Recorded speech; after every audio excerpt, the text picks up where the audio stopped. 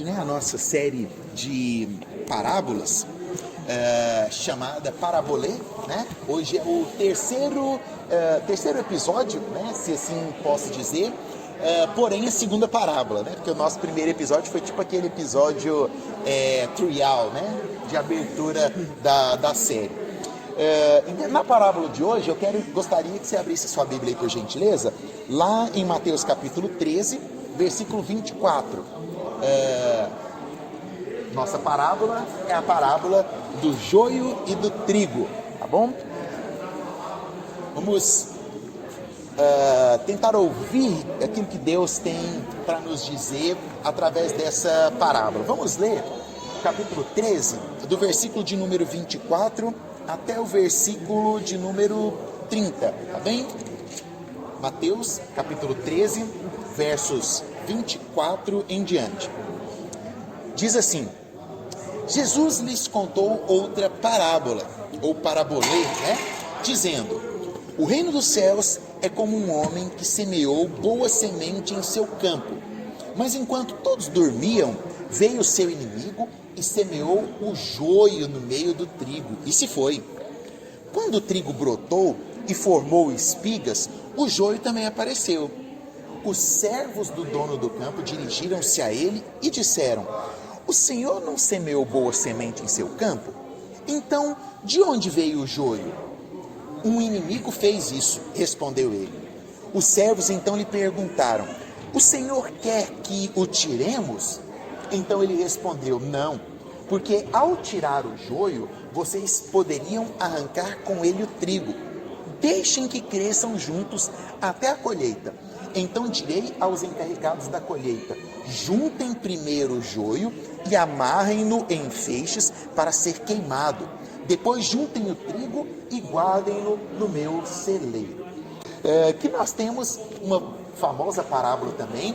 Na verdade, vocês perceberam que nós estamos, seguindo aqui o capítulo de número 13 de Mateus. Nós sabemos que existem parábolas tanto em Mateus quanto Marcos, quanto em Lucas, tá certo? João é um livro assim meio à parte, porque João ele não aborda necessariamente parábolas, ele tem algumas histórias, em pregações de Jesus, mas as parábolas elas estão basicamente nesses três primeiros, isso nós já dissemos, e dissemos também o fundamento das parábolas, por que Jesus fala por parábolas. A ideia era levar ali um conhecimento acessível, pleno, para aquelas pessoas que estavam ali.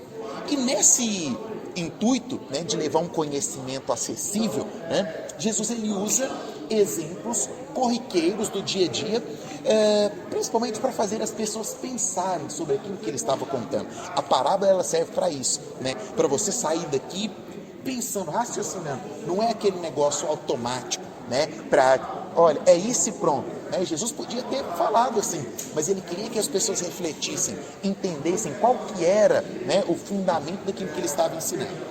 E aí, para isso, dentro desse aspecto, Jesus então ele dita essa parábola, essa historinha lá do joio e do trigo, para uma população que estava muito adaptada a esse contexto. A população da Palestina vivia da agricultura, vivia do plantio. Naquela região plantavam-se muitas sementes e uma das principais sementes plantadas ali era o trigo. Nós vamos falar um pouco depois sobre as características do trigo, mas era muito utilizado naquela época. Então era uma região que vivia de agricultura, que plantava-se muito trigo, e era uma região também que havia-se uma forma meio que absurda, de inimizade, onde, por exemplo, meu pai conta histórias, da época do meu avô, lá das fazendas dele, que tinham disputas de terras, e tinha uma parte da terra do meu avô que era mais distante, que toda vez que eles iam lá visitar, tinha um outro fazendeiro de fronteira que mudava a cerca de lugar, para aumentar a terra dele. Aí meu pai conta que meu avô mandava ir lá e voltar a cerca para o lugar. Então eles iam lá e puxavam os arames, voltavam. E aí tempos depois voltavam. Era meio que uma inimizade. Se fosse lá na Palestina, o vizinho lá do meu avô teria jogado as sementes de joio lá para crescer no meio do trigo. Havia essa disputa, entre inimizades, entre famílias que não se davam bem naquele contexto. Por que o joio?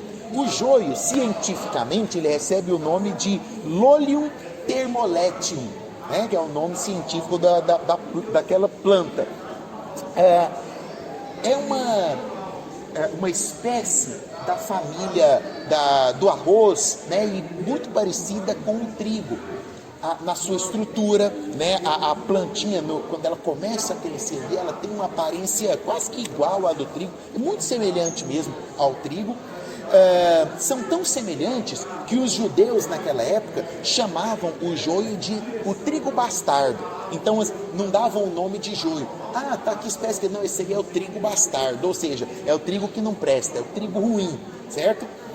Além disso, a palavra joio do original hebraico, ela vem de zunim, que deriva da palavra zuná, que significa fornicar, né? A fornicação, que arremete aos tempos, segundo as lendas judaicas, diz que o joio surgiu lá na época antes do dilúvio, na época de Noé, lá praticamente. Além disso, tem algo que é muito interessante. O joio, quando ele está crescendo, ele utiliza-se ali da proximidade com o trigo para se misturar com as raízes do trigo. Então, quando ele está crescendo, e aí, né, o pessoal que entende mais da parte assim de voltado para a agricultura, mais para a engenharia de grãos, sabe que existem algumas espécies que utilizam isso para crescer melhor, né? Trocam nutrientes ali, então ela cresce e acaba se misturando ali com as raízes do trigo. E aí, exatamente por isso que você olha, isso aqui é o joio. Mas quando você puxa o joio, o que acontece? Como as raízes estão todas entrelaçadas, acaba saindo trigo também, certo? Algo muito interessante também sobre o joio é o seguinte: ele é uma semente, e é uma semente muito amarga. Então, se por exemplo moer ali, né, o joio junto com o trigo e colocar lá, né, para fazer o pão ou o bolo, aquele produto ele vai ficar com um gosto muito ruim, de amargo mesmo, né? E diz também que ao ser consumido em grande quantidade, ele tem características até narcóticas, né? Que podem levar a pessoa a diarreias, vômitos e causar até a morte, de acordo com a quantidade do consumo que a pessoa venha ingerir. Bom, dito isso sobre o joio e o trigo, né, que é a espécie que está sendo traçada em paralelo. Por outro lado, se nós pegarmos e formos estudar um pouco sobre o trigo, nós vamos encontrar que ele é um dos alimentos mais importantes da história da humanidade, certo? Extremamente importante na alimentação, porque é rico em carboidrato e vitamina B. É o segundo alimento mais consumido no mundo, e possui mais de 30 mil tipos de trigo diferentes, né? De acordo com o tipo do trigo, ele faz determinado tipo de farinha para produzir determinado tipo de pão, e é extremamente histórico, né? Talvez ele seja um dos primeiros alimentos da história da humanidade, o trigo. Agora, o que eu acho mais interessante, e aqui agora nós direcionamos para a parte bíblica em si, né?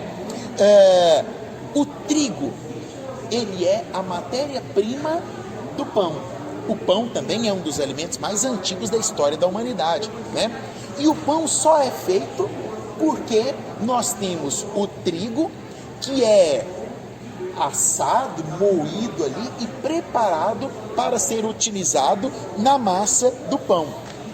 O que o pão significa dentro do nosso contexto de igreja? Quando a gente fala de pão, nós estamos falando do quê? O corpo de Cristo, né? Sim, todas as vezes que nós falamos de pão na igreja, nós estamos, na hora já vem o quê? A lembrança da Santa Ceia, sim ou não? É o corpo de Cristo. Agora, olha que interessante. O corpo de Cristo, certo? Quando a gente fala de corpo de Cristo, nós estamos falando também do quê? Quando nós nos juntamos aqui, nós somos igreja, não é? A igreja nos simboliza o corpo de Cristo, né? Ou seja, todos nós quando estamos juntos, quando estamos reunidos, quando estamos em comunhão, né? Nós formamos o corpo de Cristo. Quando a gente fala que a igreja, o que é a igreja? A igreja é o corpo de Cristo, né? O pão, que é feito do quê? Do trigo. Olha a importância do trigo dentro do cristianismo, certo? E aí Jesus vem e conta essa história, comparando as duas coisas. O que Jesus, para nós encerrarmos, o que Jesus estava querendo dizer com isso? Onde que Jesus queria chegar? Em 4 fundamentos que nós temos aqui, 4 princípios básicos. O primeiro deles: sempre há um poder hostil e mal no mundo. Sabe aquele negócio assim de que o lado mal da força, né? Que a gente encontra sempre nos cartoons, nos filmes, né? Você já viu tanto que o filme do bem contra o mal nos atrai, né? Você fica torcendo lá pro mocinho, aí o mocinho apanha. No último minuto do filme ele vai e ganha a luta. Você caça, né? Porque desde o início nós temos 2 paralelos: o bem e o mal. Nós sempre temos, e Jesus ele coloca isso aqui, ó, 2 coisas. Nós temos o bem e o mal, o joio e o trigo. Qual que você escolhe comer? Qual que você escolhe para colocar no seu prato? Jesus está nos trazendo essa revelação de que sempre existirá algo querendo destruir as boas sementes, ou seja, sempre existirá algo lutando contra você. A gente pode resumir, traduzir isso em pecado. Sempre existirá o pecado, sempre existirá algo lutando contra aquilo que é bom, sempre existirá algo, eu citei na última palavra, né? O anjinho do bem e o outro com o tridente do seu lado, te induzindo para você fazer a coisa que é errada, né? Nós sempre teremos escolhas para serem feitas, nós sempre teremos diante de nós o bem e o mal, e cabe a você escolher. Ninguém pode, não são seus pais que vão escolher por você, não são seus amigos que vão tomar a sua escolha. Segundo, o que Jesus está querendo mostrar aqui? O tempo sempre é senhor de tudo. Eu sempre falo isso. O tempo sempre será senhor de tudo. E Deus sempre será senhor do tempo, né?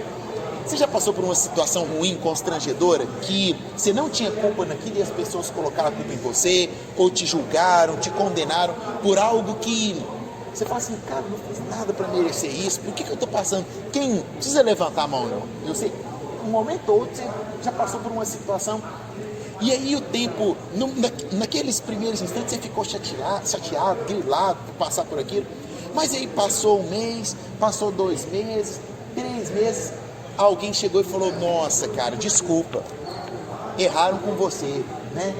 Aquilo ali, né, não foi certo o que fizeram com você. Eu já passei por várias circunstâncias. Você fala assim: nossa, não tem culpa de nada disso. Aí o tempo passa e as coisas se resolvem. Posso te dizer uma coisa? Deixem as sementes crescerem. O que Jesus falou na história? Não arranca agora não. Deixa crescer. Dá tempo para elas crescerem. Sabe por quê? Porque o tempo traz à tona aquilo que é certo e aquilo que é errado. Se você está passando por uma situação difícil, né, uma angústia, uma situação ruim, calma, coloca nas mãos de Deus, deixa que o tempo trará e revelará quem está certo e quem está errado. Não toma nenhuma atitude precipitada agora não, deixa as coisas acontecerem, porque Deus vai revelar ao seu coração e ao coração de todos os outros. Terceiro e penúltimo, Jesus nos ensina a não julgar pela aparência, porque nós podemos errar. Quando está ali o joio e o trigo, eles não são extremamente iguais, extremamente parecidos. Não julgue ninguém pela aparência, né? E nós somos muito bons para julgar, sim ou não? Eu sou o cara que mais julga nesse mundo. Olha, você não coloca a cara do que ele não, né?